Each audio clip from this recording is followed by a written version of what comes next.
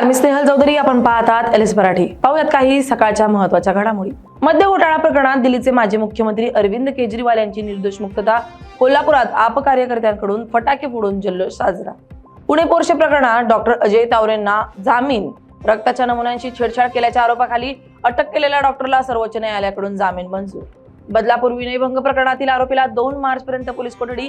अल्पवयीन मुलीच्या विनयभंगाप्रकरणी पॉक्सो आणि अॅट्रॉसिटीचा गुन्हा दाखल.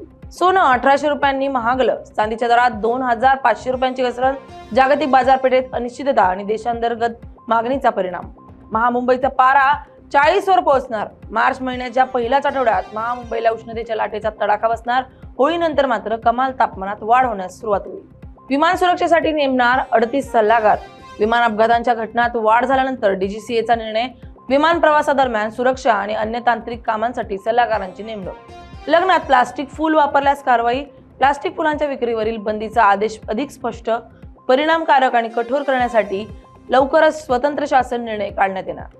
वाशिमच्या बाजार समितीत गव्हाची आवक वाढली. आवक वाढल्यानं गव्हाच्या दरात घसरण. गव्हाला प्रति क्विंटल 2000 ते 2300 रुपये दर.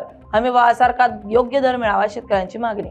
सातारा नगरपालिकेचं 597 कोटींचं शिल्की अंदाजपत्रक सादर. मुख्य अधिकाऱ्यांच्या दालनातील सीसीटीव्ही आल्यासमोर. पहिल्याच अंदाजपत्रकीय सभेत उडाला गोंधळ. धुलीवंदनाचा सण अवघ्या काही दिवसांवर. धुलीवंदनाच्या पार्श्वभूमीवर वाशिम बाजारपेठ सजली. बाजारात विक्रीसाठी रंग पिचकारी दाखल.